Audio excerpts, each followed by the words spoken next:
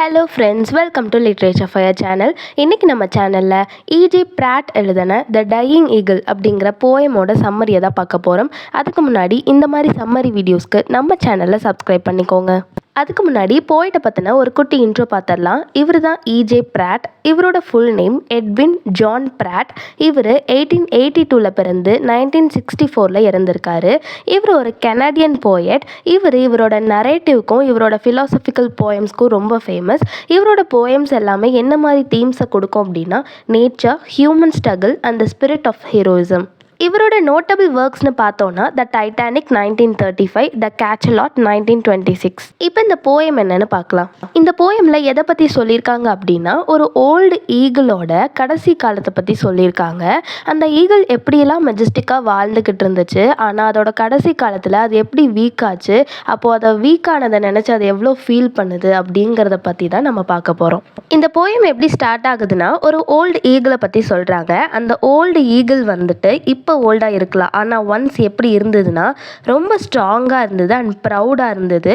அதோட mountain region இருக்கு இல்லையா, அந்த ரீஜியனை ஃபுல்லாக இதுதான் ரூல் பண்ணிகிட்டு இருந்துச்சு. அந்த ரீஜியன் ஆஃப் மவுண்டெயின்குள்ளே யாருமே வர முடியாது, எந்த பேர்டுமே வர முடியாது. அதுதான் அந்த அளவுக்கு மெஜஸ்டிக் அண்ட் ஸ்ட்ராங்காக இருந்திருக்குது. அது எப்படி இருந்துச்சு அப்படின்னா, கிங் ஆஃப் த ஏர், அந்த ஏர்க்கே அதுதான் கிங் அப்படிங்கிற மாதிரி இருந்தது. அப்படியே ஹையாக அப்படியே செம்மையாக பறக்கும், ஃப்ரீயாக பறக்கும். இதை எதோட சிம்பிளாக இருக்கும் அப்படின்னா, ஒரு நேச்சுரல் பவர் அண்ட் ஃப்ரீடமோட சிம்பிளாக இருக்கும். அந்த அளவுக்கு அந்த ஈகிள் இருந்திருக்கு. அது உயரத்தில் பறக்கும்போது மேலே வந்துட்டு அதால் எல்லாமே பார்க்க முடியும். அந்த ஈகிளால் கீழே இருக்கிறதுல கீழே பார்த்திங்கன்னா ஃபாரஸ்ட்டு, ரிவரு, வேலி இது எல்லாமே இருக்கும். அது எல்லாத்தையும் வந்துட்டு அந்த ஈகிள் அவ்வளோ உயரத்தில் அப்படி ஃப்ரீயாக அப்படி ஸ்ட்ராங்காக வந்து மெஜஸ்டிக்காக பறந்து போயிட்டுருக்கு.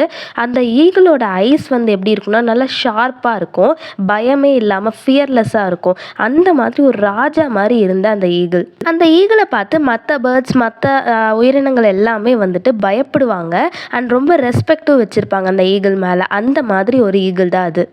ஆனால் அப்படி இருந்த அந்த ஸ்ட்ராங்கான ஈகிள் தான் இப்போ எப்படி இருக்குன்னா, ரொம்ப ஓல்டாக வீக்காக இருக்குது. அதுக்கு வயசாகிருச்சு அண்ட் உடம்பெல்லாம் வந்து ரொம்ப வீக் ஆயிருச்சு. இப்போ அதோட விங்ஸ்லாம் ரொம்ப ஹெவியாக ஃபீல் ஆகுது அதுக்கு. அண்ட் அதோட ஸ்ட்ரென்த்தெல்லாம் ஃபேட் ஆக ஆரம்பிச்சிருச்சு. ஐஸ்லாம் ஷார்ப்பாக இருக்கும் இல்லையா இப்போ அந்த ஐஸ்லாம் டிம் ஆக ஆரம்பிச்சிருச்சு. இப்போ இந்த ஈகிள் பார்த்திங்கன்னா ஸ்கையில் வந்துட்டு பறக்கிறதுக்கே ரொம்ப ஸ்ட்ரகிள் ஆகுது. அதால் வந்து ரைஸே ஆக முடியல. லாஸ்ட் டைம் வந்து ரைஸ் ஆகணும் அப்படின்னு நினைக்குது, ஆனால் பழைய மாதிரி அதால் பறக்கவே முடியல. கொஞ்சம் கொஞ்சமாக ட்ரை பண்ணி இருந்த ஹைட்டாச்சு ரீகெயின் பண்ணணும் அப்படின்னு நினைக்குது. ஆனால் அதோட ஏஜும் அதோட வீக்னஸும் பார்த்திங்கன்னா அதை வந்துட்டு புல் ஆஃப் பண்ணிடுது. அதால் வந்து ட்ரை பண்ணுது, ஆனால் முடியறதில்ல. பிகாஸ் ஏஜ் ஆயிடுச்சு அண்ட் வீக்னஸ் இருக்கனால அதால் வந்து பறக்க முடியல. இந்த பேர்டோட பாடி வச்சு நம்ம என்ன சிம்பிளைஸ் பண்ணியிருக்காரு நம்ம போயட் அப்படின்னா, எவ்வளோ பெரிய கிரேட்டஸ்ட் பவர் ஆஃப் நேச்சரில் எவ்வளோ பெரிய கிரேட்டஸ்ட் பவராகவே இருந்தாலும் அதுவும் ஒரு நாள் சாக தான் வேணும் அப்படிங்கிறத சொல்கிறாரு. உங்களுக்கு இந்த போயமோட எஸ்ஏ மெட்டீரியல் வேணும் அப்படின்னா ஸ்க்ரீனில் தெரிகிற மெயில் ஐடிக்கு மெயில் பண்ணுங்கள். உங்களுக்கு வந்து ப்ரௌச்சர்ஸ் சென்ட் பண்ணிடுவோம். உங்களுக்கு எல்லாமே அஃபோர்டபுள் ப்ரைஸஸாக தான் கொடுத்துருக்கோம். அண்ட் மெட்டீரியல்ஸ் இது மட்டும் இல்லை, என்ன மெட்டீரியல்ஸ் கேட்டிங்கனாலும் நாங்கள் சென்ட் பண்ணுவோம். அண்ட் ஆல்சோ உங்களுக்கு வந்து டவுட் கிளாரிஃபிகேஷன் செஷனும் கண்டக்ட் பண்ணியிருக்கோம். அதுக்கும் பார்த்திங்கன்னா அஃபோர்டபுள் ப்ரைஸஸ் தான், எதுவுமே வந்துட்டு அதிகமாகலாம் கொடுக்கல.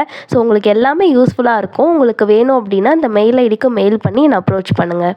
அந்த ஈகிள் இந்த மாதிரி ஓல்டாக வீக்காக இருக்கிற இந்த சமயத்தில் அந்த ஈகிள் வந்து மேலே எதையோ பார்க்குது. பார்க்கும்போது பார்த்தா அதோட ஸ்கையில் பார்த்திங்கன்னா ஏதோ புதுசாக ஒரு ஆப்ஜெக்ட் வந்திருக்கு. இது வரைக்கும் இதோட ரீஜியனில் யாருமே வந்ததில்லை. அந்த மாதிரி இது வந்து ஆட்சி செஞ்சுட்டு இருந்தது. ஆனால் புதுசாக இப்போ ஏதோ ஸ்கையில் இருக்கிறத பார்க்குது. அது வந்து ரொம்ப ஷைனிங்காக இருக்குது. அப்படியே ஃபாஸ்ட்டாக வந்து நிறைய நாய்ஸ் அண்ட் பவரோட மூவ் ஆகுது.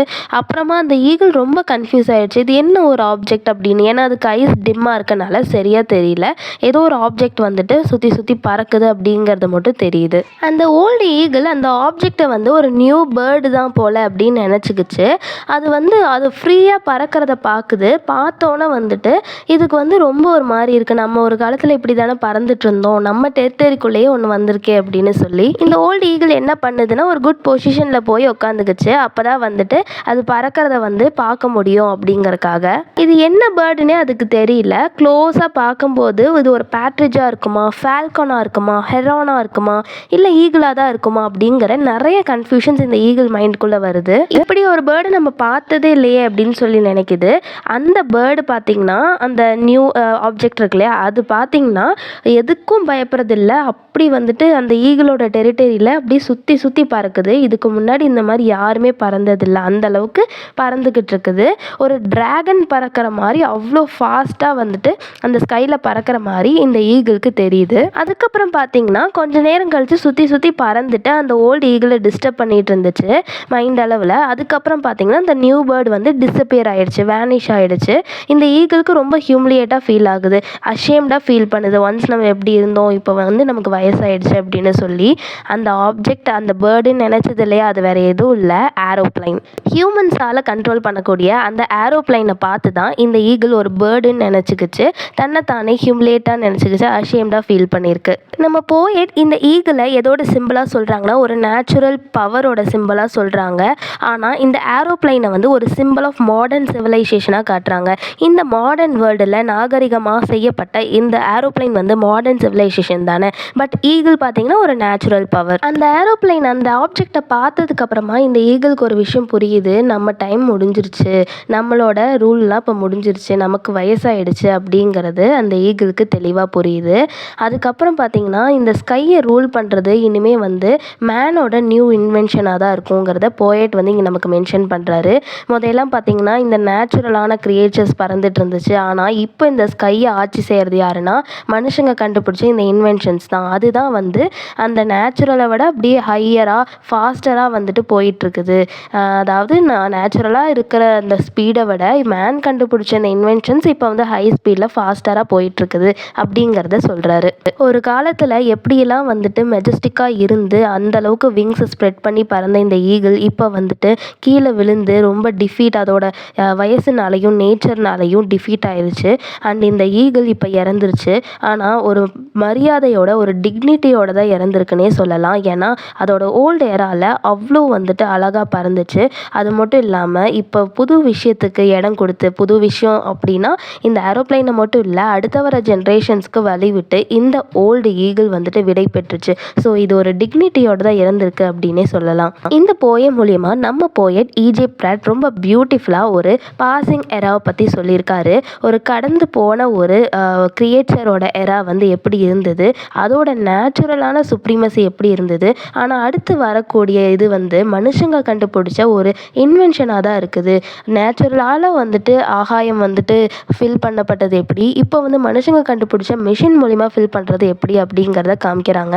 இந்த ஈகிளோட டெத் வந்து ஒரு சாதாரண பேர்டோட டெத் மட்டும் இல்லை, இது எதோட symbolic death of natural power. And natural பவரை வந்துட்டு மெக்கானிக்கல் பவர் வந்து ரீப்ளேஸ் பண்ணிருச்சு இந்த மாடர்ன் வேர்ல்டில் அப்படிங்கிறத சொல்லி தான் நம்ம ஈஜே பிராட் வந்துட்டு இந்த போயமை எழுதியிருக்காரு. So that was the end of the poem the dying eagle.